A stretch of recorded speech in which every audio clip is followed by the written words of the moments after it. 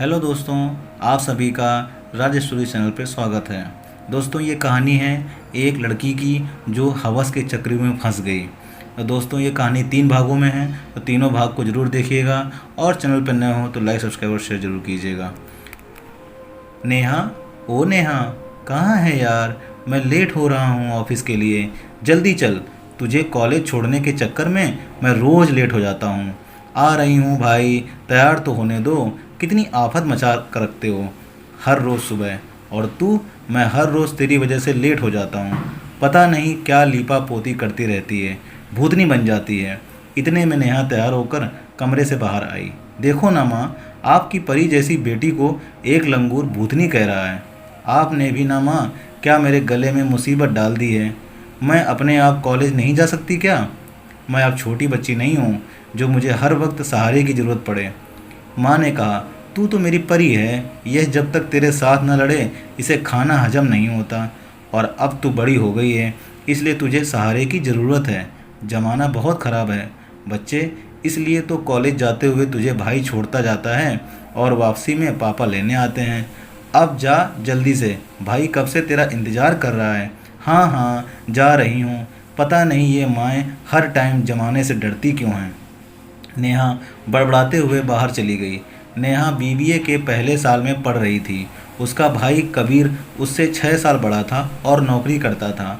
नेहा का छोटा सा परिवार था, मम्मी, पापा और एक बड़ा भाई जो कानपुर में रहते थे। नेहा के पापा का ऑफिस पनकी में था और भाई रावतपुर कैफ़े में नौकरी करता था।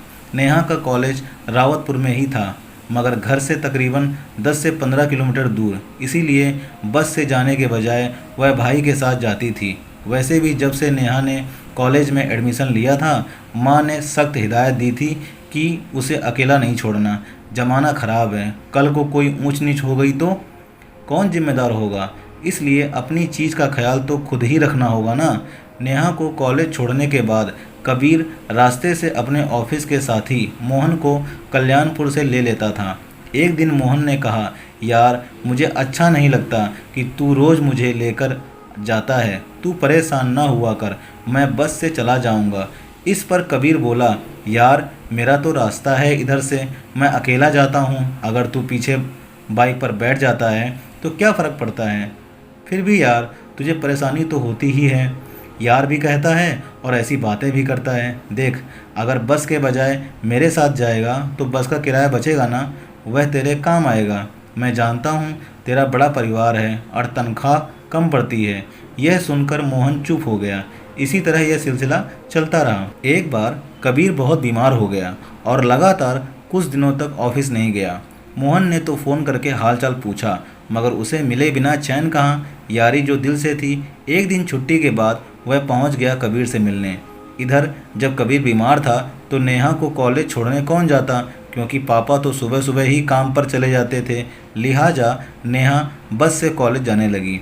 कबीर ने समझा दिया था कि किस जगह से और कौन से नंबर की बस पकड़नी है। वापसी में तो उसे पापा ले आते। मोहन ने कबीर के घर की डोरबेल बजाई तो दरवाज़ा नेहा ने खोला। अपने सामने 6 फुट लंबा बंदा, जो थोड़ा सांवला मगर तीखे नैन नक्श, घुंघराले बाल, जिसकी एक लठ माथे पर झूलती हुई भूरी आंखें देखकर नेहा खड़ी की खड़ी सी रह गई। यही हाल मोहन का था। जैसे ही उसने नेहा को देखा तो हैरान रह गया।